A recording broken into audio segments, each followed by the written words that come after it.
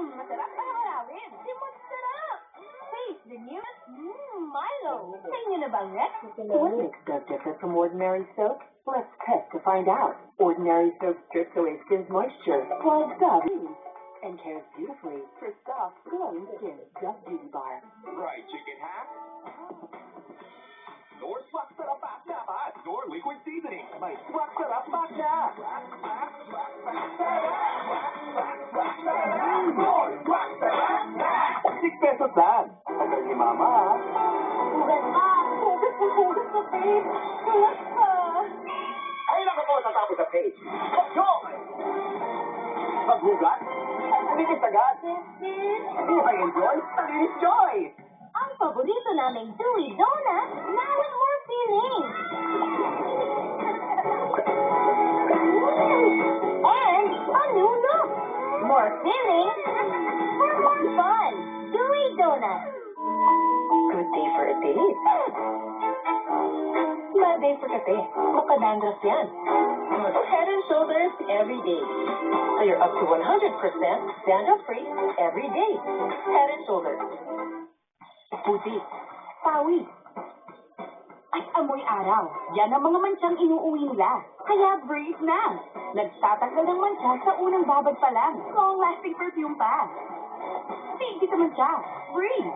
Lack of growth nutrients can slow down bone growth. Give him Pediasure Plus with more growth nutrients versus regular milk to support strong bones and 1.5 times faster growth in 8 weeks. Everyday bumubuhaghag? Hindi ka kasi nag-conditioner.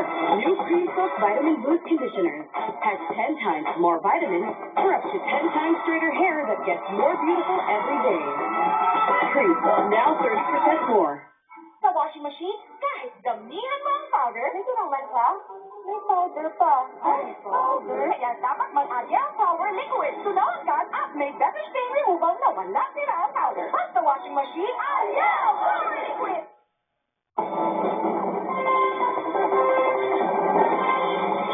Nagsampa ng reklamong drug smuggling sa Department of Justice si dating Senador Antonio Trillanes IV.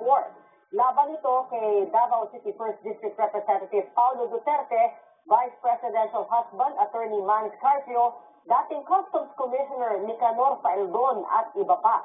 Kaugnay ito sa shipment ng 6.4 billion pesos sa halaga ng shabu na nasabat noong 2017.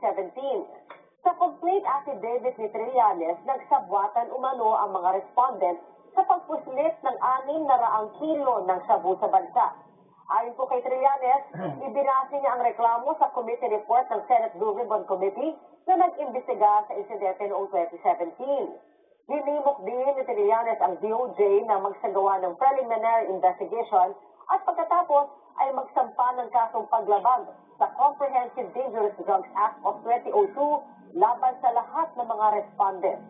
Ayon naman kay Representative Duterte, bukas sa reklamong isinampa ni Trillanes dahil magkakaroon siya ng pagkakataon na masasagot sa korte ang mga paratang sa kanya at hindi sa social media. Ang pinakang drug lord dito ay si Charlie Tan, nakapartner ito ni Michael Yang. Magkapareha sila ng triad. Tapos ang naging protektor ay sila Pulong Duterte at Mans Carpio. Tapos ang mga naging facilitators naman ito na ipasok ito at naipuslit palabas ng customs ay sina Paeldon, sina Allen Capuyan at iba pa. Naglabas sa mga senador ng resolusyong layong pansamantalang isuspindi ang Public Transport Modernization Program habang pinaplansya pa ang ilang isyu rito. Nagpapatrol, Andrea Tagines.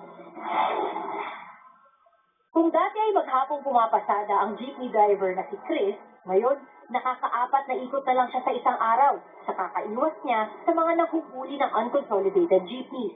Ito po, samahang tsuper ang natigil o